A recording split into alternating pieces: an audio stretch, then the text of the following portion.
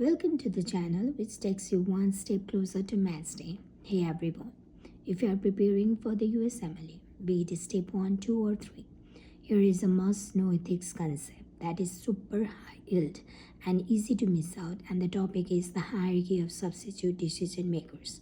So let's go over it quickly so you never get this wrong on the test day. So what is hierarchy of substitute decision makers? Actually, we'll talk about the authority or next of kin who will guide the medical decisions for the incapacitated ones. So when a patient can't make their own medical decisions, like when they are incapacitated, unconscious, confused or intubated, and there is no advance directives, there is no living will to guide the health professionals, we should find a substitute decision makers. But here is always a catch, and that is there's always a specific order to follow. So this is the surrogate hierarchy, and there is always a specific order to follow. The first hierarchy goes to spouse. The first hierarchy goes to the spouse. Then next it goes to children, and here is a catch for the children. Children must be adult. Then next goes to parents, then siblings, again siblings should be adult, then relatives, again here relatives should be adult, then friends, again adult friends. So this is the hierarchy.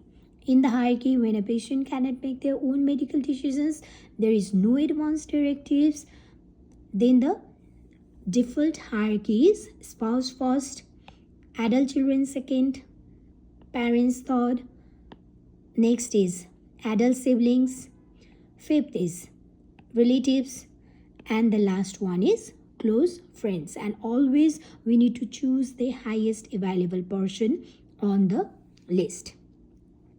And the decisions are always guided by the principle, the substituted judgment standard. So what is the substituted judgment standard?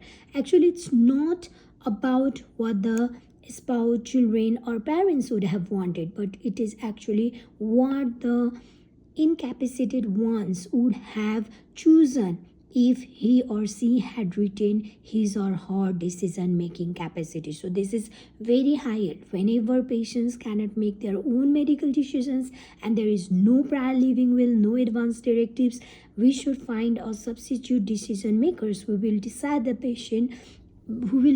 decision what the patient would have chosen for themselves if they had written their decision making capacity. So this is always important to know. The decision is about them, and actually the decision the spouse, children, parents, siblings, relatives and friends will make on behalf of him or her.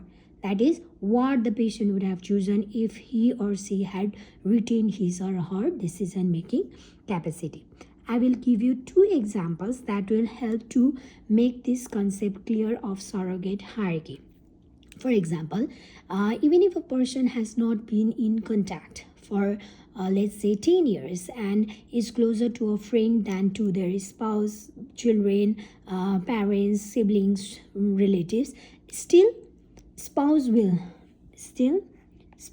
be holding the highest authority, highest hierarchy of substitute decision makers. No matter how close he or she is with his friends or relatives, still spouse will win that authority. So spouse will have the highest authority to make decision on behalf of him or her. There I can give you another example. Suppose there is Mr. X. So Mr. X has no spouse, has one child, and that child is suppose 15 years old and has a father. Now on this hierarchy list we can easily see children are the ones that come first in the line than the parents. But here is the catch. Your child is just 15 years old. So here the decision will be made by father, not children, because children here is not adult. So we should always remember we should always keep this thing in back of the head, that child should be adult to make decisions. So the hierarchy, when a patient cannot make their own medical decisions and there's no advance directive, the default hierarchy is spouse first, then adult children, then parents, then adult siblings, then relatives, and last friend. So in this case, X has no spouse, so in this order there is no spouse. Child is 15 years old, he is or she is not adult, so the lead decision will be made by parents. So this must be clear. I'll give you a small mnemonic for this. So this for to remember the hierarchy, that is some children prefer sweets really fast. So what is some? So what is some? It's spouse. So what is children? It's children. The catch is adult prefer, it's again parents. Sweets, these are siblings. Again catch is adult. Really, these are relatives. And fast is friends, and this should be adult. So whenever patient cannot make their own medical decisions, there is no living will, there is no advance directive, we should find a substitute decision maker in this list, in this ranking list, and they will decide what the patient would have chosen for themselves if they had written their decision making capacity.